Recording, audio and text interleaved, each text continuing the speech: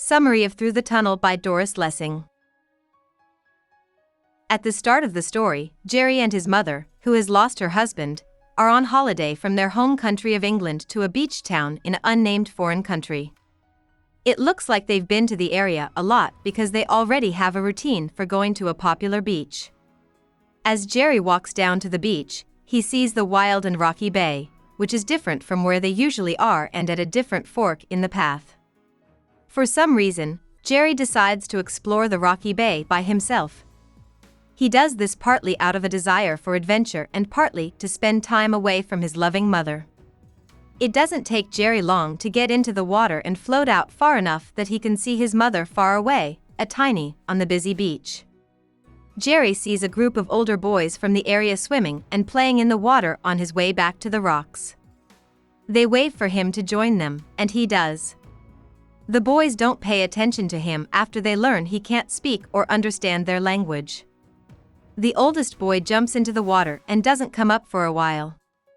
Jerry is shocked and yells for the others, but they don't seem to care that the other boy is missing.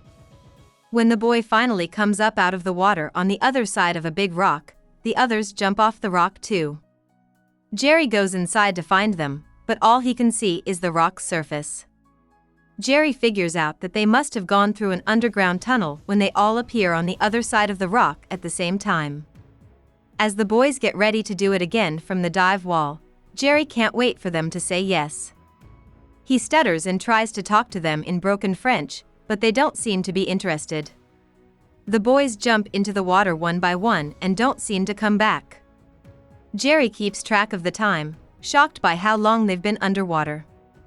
When he gets to 160, the boys show up again on the other side of the rock and walk back to the shore, not paying any attention to him. He cries to himself after the boys leave the diving rock and go to another spot on the beach. Jerry doesn't do anything for the next few days, but think about how to get through the tunnel. He tries holding his breath both underwater and on land, and he learns how to use a rock to help him sink into the opening of the tunnel. His mother buys him a pair of goggles. During his training, he gets nosebleeds and feels sick, and he starts to worry that this will happen to him as he goes through the long underwater tube. When Jerry's mother tells him that they will be going back home in 4 days, he realizes that he is losing his chances to make it through and chooses to try again 2 days before they leave. Jerry brings out all the tricks he has been practicing on the big day.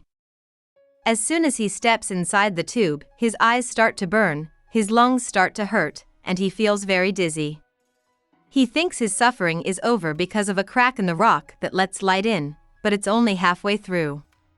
When he finally makes it to the other side and comes up above the water, he is gasping for air and bleeding from a cut on his head, but he is thrilled with his success. While he is on his way home, he sees the group of bigger boys. He no longer wants to win their acceptance. After getting home, he falls asleep right away and wakes up when his mother comes home. Someone cuts his head, but he doesn't tell her about his brave act, he just says he can hold his breath for more than 2 minutes. She tells him not to do too much, but he doesn't want to go back to the rocky bay. About the author. Doris Lessing, born in Iran to 2 British expats, a military officer and a nurse, traveled from a young age. Her family went to the British colony of southern Rhodesia in 1925 so that they could farm on a big piece of land that her father had bought. She went to a Roman Catholic school in Salisbury, which is now called Harare, but quit when she was 13. From then on, Lessing learned everything on his own. Later, she started writing and did a lot of different jobs for many years. She got married, had 2 kids, and then got divorced by 1943. After that, she got involved in socialist politics. Lessing met her second husband through the well-known Left Book Club. They had another son and split up again in 1949. In the same year, she went to London with her youngest son and chose to become a full-time writer. Lessing's first book, The Grass is Singing, came out in 1950. It was the result of many years of sending short stories to magazines. She wrote more than 50 books over the course of her work. The types of these books ranged from social realism to science fiction and many others in between. All of them had political themes. Literature winner Lessing became the oldest winner in the Nobel Prize's history at age 88. Hope we summarized it fully and you liked it. Please hit the like button and subscribe to our channel so that we are motivated to create more videos.